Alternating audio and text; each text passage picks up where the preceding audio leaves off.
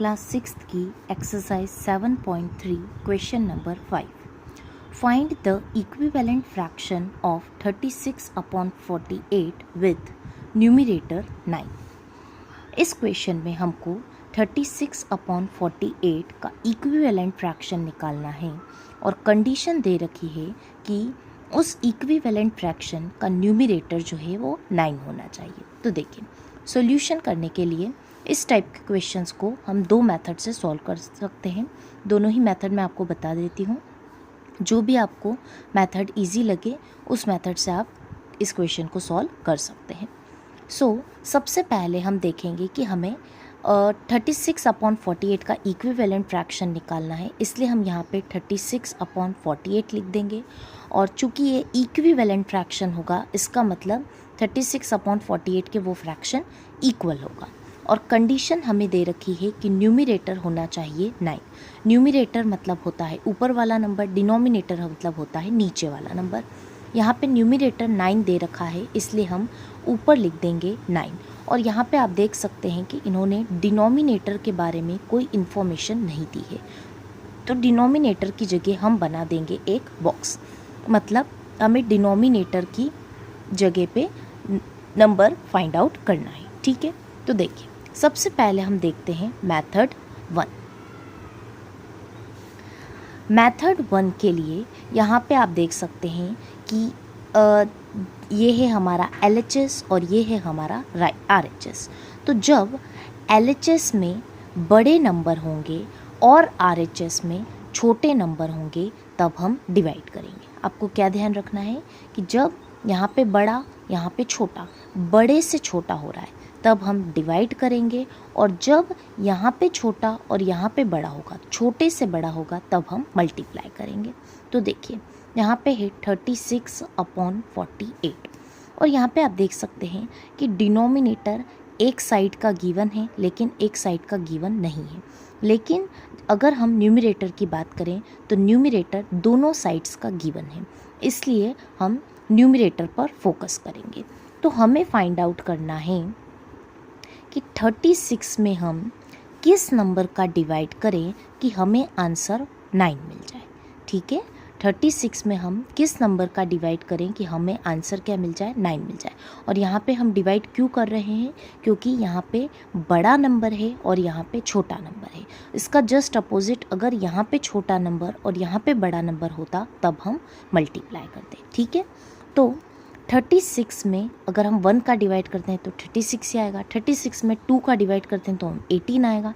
36 में 3 का डिवाइड करते हैं तो हमारे पास 12 आएगा।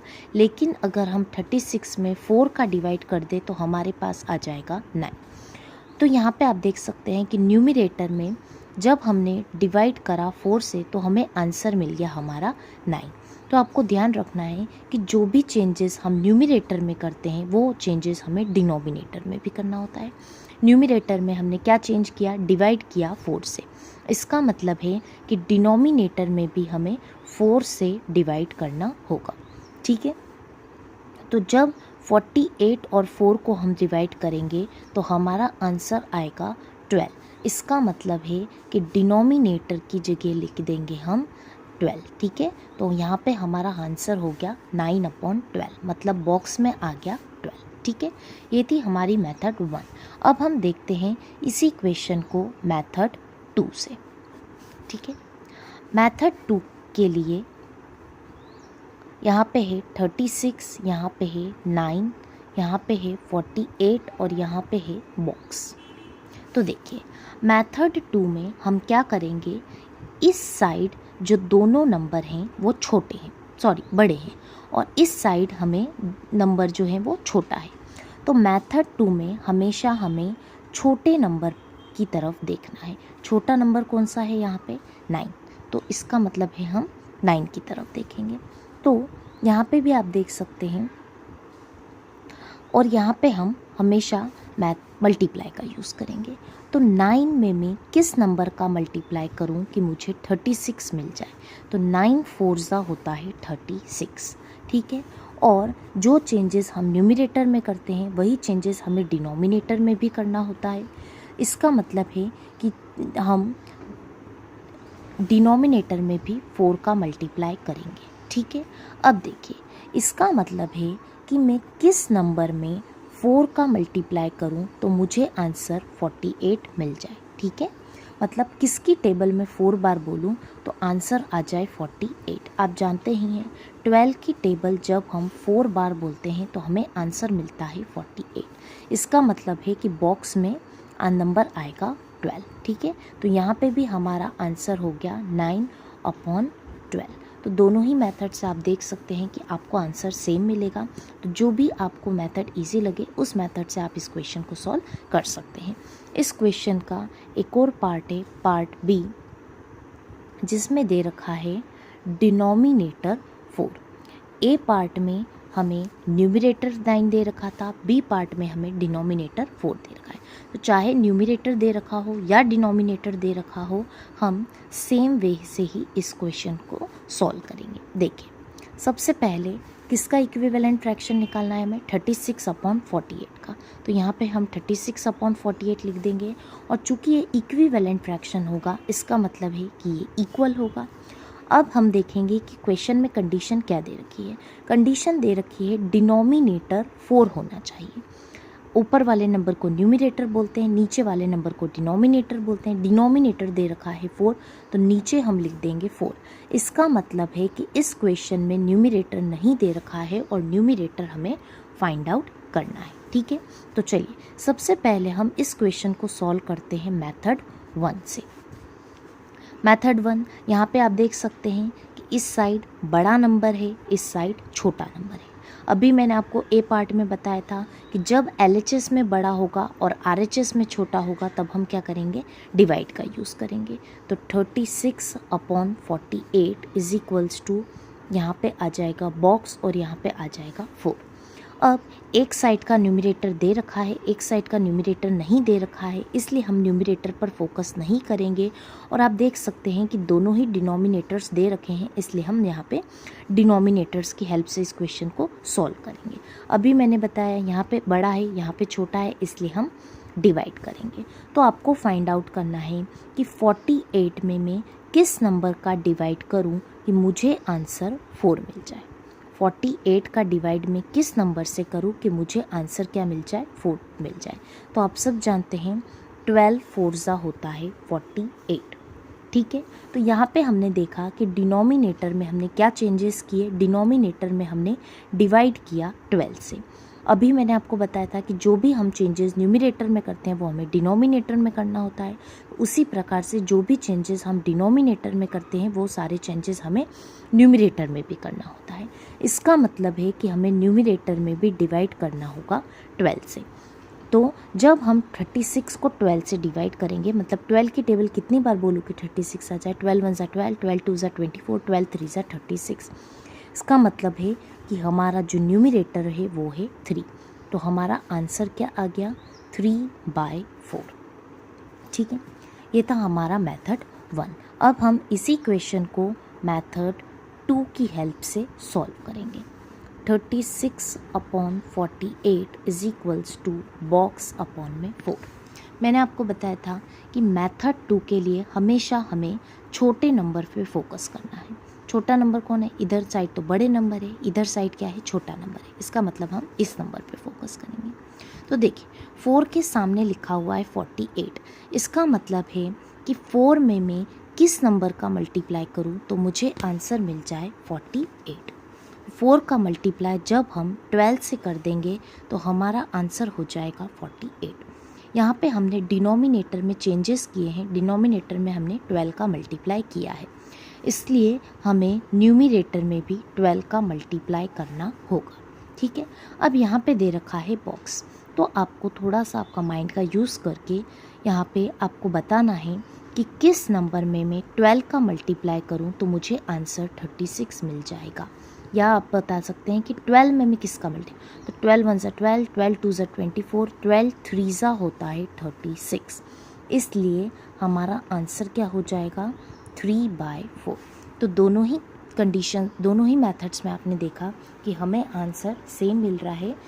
तो हमारा न्यूमरेटर क्या हो गया, 3 हो गया, और फ्रैक्शन क्या हो गया हमारा 3/4।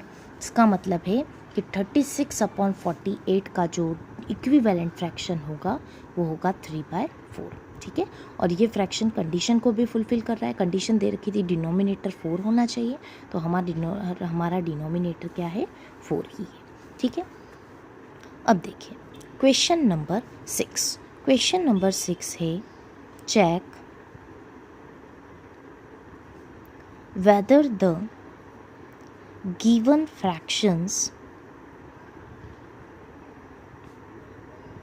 are equivalent। अब हमें चेक करना है कि जो दिए हुए फ्रैक्शन हैं वो इक्विवेलेंट है या नहीं। तो देखिए ए पार्ट है हमारा 5/9 और 30/54। तो इक्विवेलेंट फ्रैक्शन, दोनों फ्रैक्शंस इक्विवेलेंट है या नहीं, इसका पता करने के लिए हम दोनों ही फ्रैक्शन का सिंपलेस्ट फॉर्म फाइंड आउट करेंगे। देखिए सिंपलेस्ट फॉर्म क्या होता है, जैसे कि 5/9। तो हम फाइंड आउट करेंगे कि क्या 5 और 9 एक कोई ऐसी टेबल है जिसमें 5 भी आता हो और 9 भी आता हो। नहीं, ऐसी कोई भी टेबल नहीं है जिसमें 5 भी आता हो और 9 भी आता हो। जैसे हम बात करें 3 की टेबल में 9 आएगा लेकिन 5 नहीं आएगा, इसलिए हम 3 की टेबल नहीं ले सकते हैं।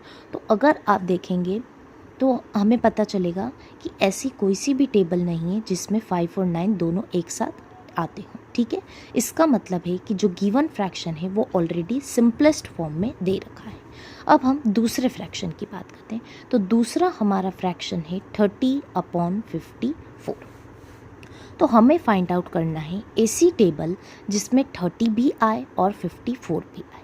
ठीक है, जैसे हम बात करें 5 की, तो 5 की टेबल में 30 तो आएगा लेकिन 54 नहीं आएगा, इसलिए हम 5 की टेबल यहाँ पे नहीं लेंगे। तो आप सब जानते हैं कि 6 की टेबल में 30 भी आता है और 6 की टेबल में 54 भी आता है, तो इसे हम कट कर देंगे। ठीक है, यहाँ पे हम टेबल ले रहे हैं 6 की, लेकिन हमें इसे काट के लिखना है कि हम कितनी टाइम्स टेबल बोल रहे हैं।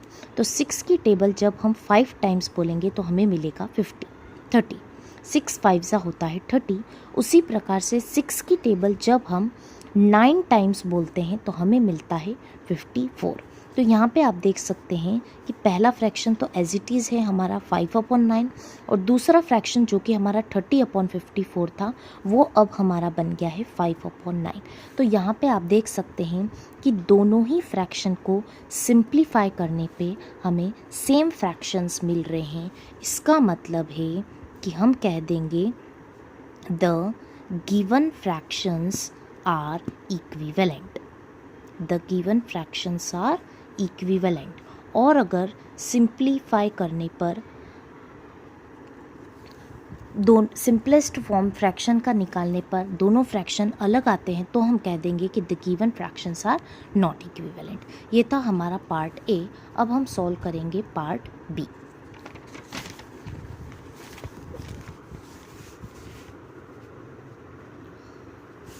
पार्ट बी है 3/10, 12/50। अगेन हमें फाइंड आउट करना है कि ये जो फ्रैक्शंस हैं ये सिंपलेस्ट फॉर्म में, ये जो फ्रैक्शंस हैं ये इक्विवेलेंट फ्रैक्शंस हैं या नहीं। तो इक्विवेलेंट फ्रैक्शन फाइंड आउट करने के लिए हमें इन दोनों फ्रैक्शन का सिंपलेस्ट फॉर्म निकालना होगा। क्या निकालना होगा? इन दोनों फ्रैक्शन का सिंपलेस्ट फॉर्म निकालना होगा। तो देखिए सबसे पहला हमारा फ्रैक्शन है 3/10। तो ये आप देख सकते हैं कि ये फ्रैक्शन ऑलरेडी सिंपलेस्ट फॉर्म है, क्योंकि 3 ऐसी कोई सी भी टेबल नहीं है जिसमें 3 और 10 एक साथ आते हैं।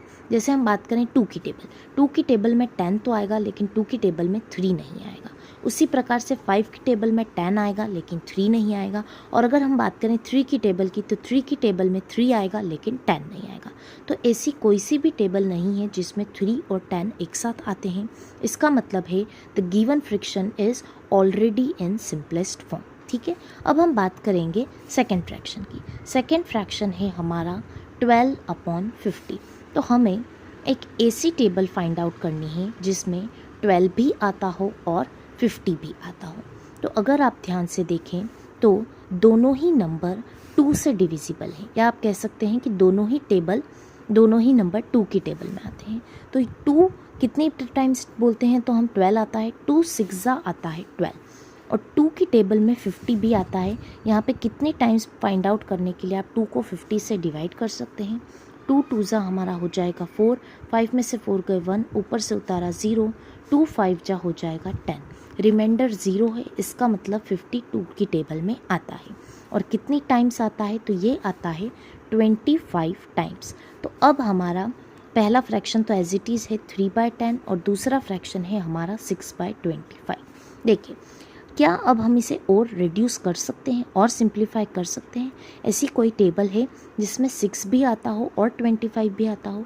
नहीं, ऐसी कोई सी भी टेबल नहीं है। इसका मतलब है कि इस फ्रैक्शन को भी हमने सिंपलेस्ट फॉर्म में कन्वर्ट कर दिया है। तो यहाँ पे आप देख सकते हैं कि दोनों ही फ्रैक्शन का सिंपलेस्ट फॉर्म निकालने पर दोनों फ्रैक्शन सेम नहीं आ रहे हैं, दोनों डिफरेंट हैं। इसका मतलब है कि गिवन फ्रैक्शंस जो हैं वो इक्विवेलेंट नहीं हैं। तो यहाँ पे हम लिख देंगे the given fractions are not equivalent.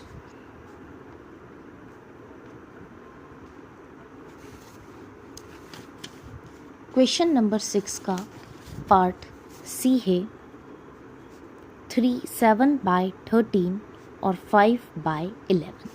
सबसे पहले इन दोनों फ्रैक्शंस को इक्विवेलेंट बताने के लिए हमें इन दोनों फ्रैक्शंस का सिंपलेस्ट फॉर्म निकालना होगा। तो देखिए, फर्स्ट फ्रैक्शन है हमारा 7/13। क्या ऐसी कोई टेबल है जिसमें 7 भी आता हो और 13 भी न आता हो? नहीं।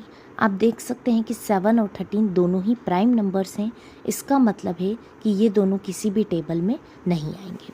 उसी प्रकार से अब हम बात करते हैं 5/11 की। तो 5 और 11 भी प्राइम नंबर्स हैं। इसका मतलब है ऐसी कोई सी भी टेबल नहीं होगी जिसमें ये दोनों ही साथ में आए। तो यहाँ पे हमने देखा कि जो दो हमारे गिवन फ्रैक्शंस हैं वो ऑलरेडी सिंपलेस्ट फॉर्म में है और दोनों फ्रैक्शंस सेम नहीं है, फ्रैक्शंस डिफरेंट है। इसका मतलब है कि दोनों फ्रैक्शन इक्विवेलेंट नहीं होंगे। तो यहाँ पे हम लिख देंगे the given fractions are not equivalent. ठीक है, तो इस क्वेश्चन में देखा कि जब भी हमें चेक करना होगा कि गिवन फ्रैक्शंस इक्विवेलेंट हैं या नहीं हैं, तो हम गिवन फ्रैक्शंस का सिंपलेस्ट फॉर्म फाइंड आउट कर देंगे। अगर सिंपलेस्ट फॉर्म फाइंड आउट करने पे दोनों फ्रैक्शन सेम मिलेंगे तो हम कह देंगे कि फ्रैक्शन इक्विवेलेंट है, और अगर फ्रैक्शंस डिफरेंट होंगे तब हम कह देंगे कि फ्रैक्शंस इक्विवेलेंट नहीं है। ये था हमारा क्वेश्चन नंबर 6। अब हम सॉल्व करते हैं क्वेश्चन नंबर 7। क्वेश्चन नंबर 7 है reduce the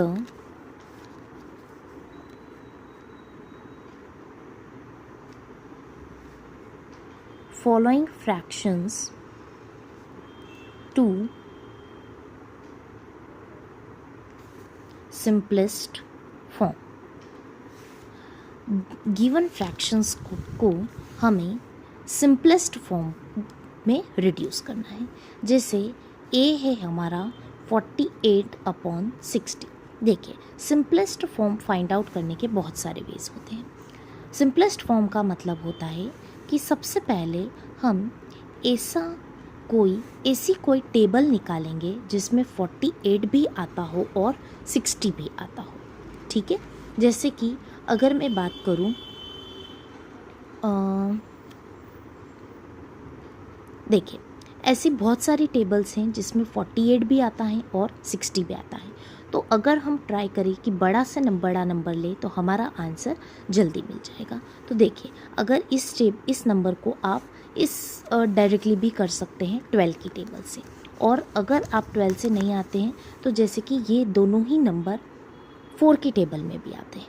तो देखिए, सबसे पहले मैं इनको कट कर रही हूँ, मैं आपको यहाँ पे 4 की टेबल से कट करके बता रही हूँ। तो यहाँ पे हमें 4 नहीं लिखना है, इन्हें काट के हमें लिखना है कि हमने कितनी टाइम्स 4 की टेबल बोली तो हमें 48 मिला। तो 4 1 ज़ा 4, 4 2 ज़ा 8, मतलब हमने 4 की टेबल बोली 12 टाइम्स। उसी प्रकार से 4 की टेबल हमने कितनी टाइम्स बोली तो 60 मिला। अगर आप डायरेक्टली नहीं बता सकते हैं तो रफ वर्क में आप 4 और 60 को डिवाइड करके भी देख सकते हैं। जैसे कि जब हम 4 और 60 को डिवाइड करेंगे तो 4 1 सा 4, 6 में से 4 गया तो 2, ऊपर से उतारा 0, 4 5 सा हो जाएगा 20, रिमाइंडर 0 आया है, इसका मतलब 64 से डिविजिबल है। तो 4 की टेबल में कितनी टाइम्स बोलेंगे तो 60 आएगा, 15 टाइम्स। तो 60 को हम काट के यहाँ पे लिख देंगे 50, ठीक है। तो अब हमारा नया फ्रैक्शन है 12/15। इस फ्रैक्शन को अगेन आप देख सकते हैं कि ये दोनों ही नंबर्स 3 से डिविजिबल होते हैं, या आप कह सकते हैं कि दोनों ही नंबर्स 3 की टेबल में आते हैं।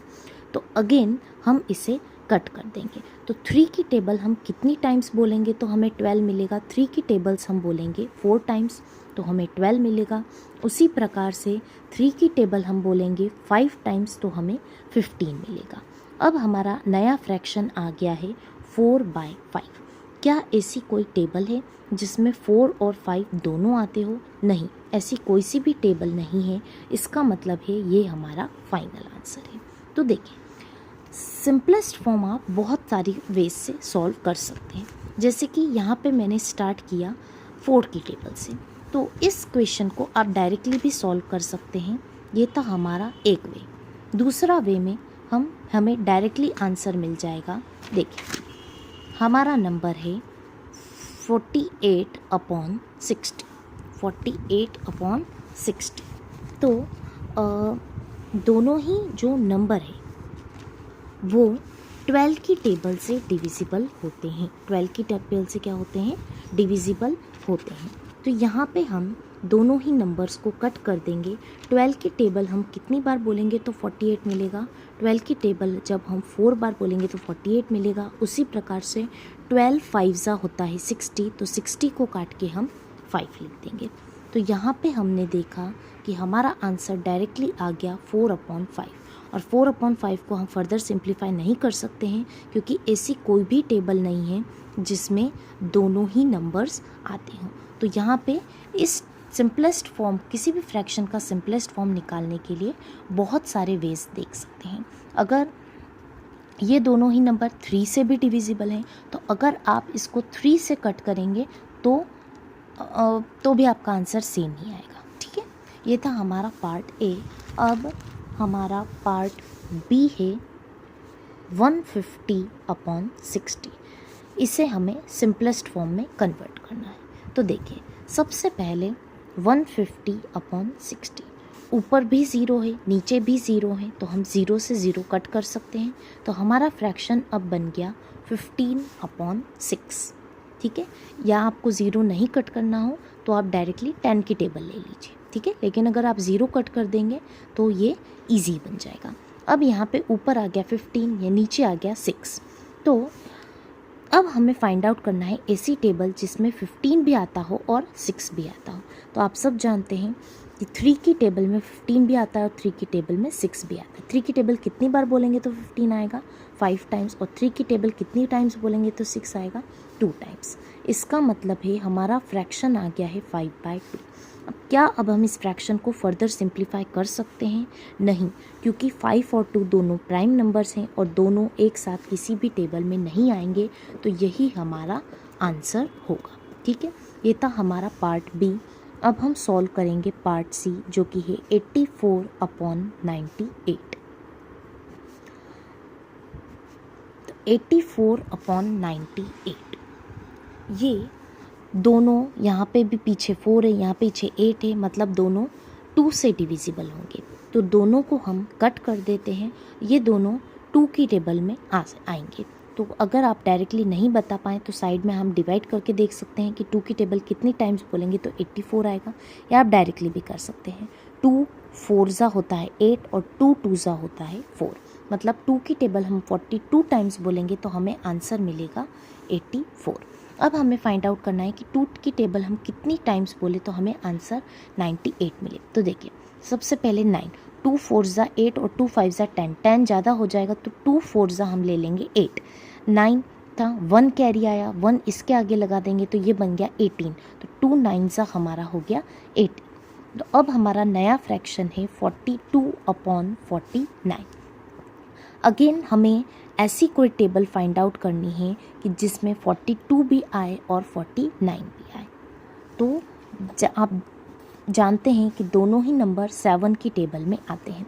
7 की टेबल कितनी बार बोलेंगे तो 42 मिलेगा। 7 सिक्सा होता है 42, उसी प्रकार से 7 सेवनजा होता है 49। तो अब हमें नया फ्रैक्शन मिल गया है हमारा 6/7। क्या ये दोनों किसी सेम टेबल में आएंगे? नहीं आएंगे, इसलिए ये हमारा फाइनल आंसर है। तो 84/98 का सिंपलेस्ट फॉर्म होगा 6/7। डी पार्ट है 12/52। यहाँ पे भी आप देख सकते हैं कि दोनों ही इवन नंबर्स हैं, मतलब ये दोनों भी 2 की टेबल में आएंगे। तो हम इनको कट कर देते हैं। 2 की टेबल हम कितनी टाइम्स बोलेंगे तो 12 आएगा। 2 सिक्सा होता है 12, ठीक है। अब 2 की टेबल हम कितनी टाइम्स बोलेंगे तो रफ में हम 2 और 52 को डिवाइड भी कर सकते हैं, या देखें 2 2 हो जाएगा 4, 2 2 4, 1 कैरी बना तो ये बन गया 12, 2 6 हो जाएगा 12। हमारा नया फ्रैक्शन हुआ 6/26, ठीक है। अगेन आप देख सकते हैं कि ये इवन नंबर्स हैं, तो ये दोनों फिर से 2 की टेबल में आएंगे। 2 की टेबल हम 3 टाइम्स बोलेंगे तो मिलेगा 6, और 2 1 2, 2 3 6, तो हमारा नया फ्रैक्शन आ गया 3/13। अब यहाँ पे आप देख सकते हैं कि 3/13 दोनों एक प्राइम नंबर्स हैं, इसका मतलब ये दोनों एक साथ किसी भी टेबल में नहीं आएंगे, तो यही हमारा फाइनल आंसर होगा।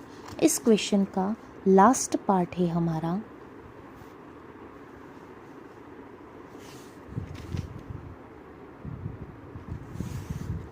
7/28। ये बहुत ही इजी है क्योंकि यहाँ पे 7/28 दे। आप जानते हैं कि 7 और 28 दोनों एक साथ किसकी टेबल्स में आते हैं? दोनों आते हैं एक साथ 7 की टेबल में, इसलिए हम इस दोनों नंबर्स को 7 की टेबल से कट कर देंगे। तो 7 की टेबल 1 टाइम बोलेंगे तो आएगा 7, और 7 की टेबल 4 टाइम्स बोलेंगे तो आएगा 28। तो हमारा आंसर आ जाएगा 1/4, ठीक है। ये था हमारा क्वेश्चन नंबर 7।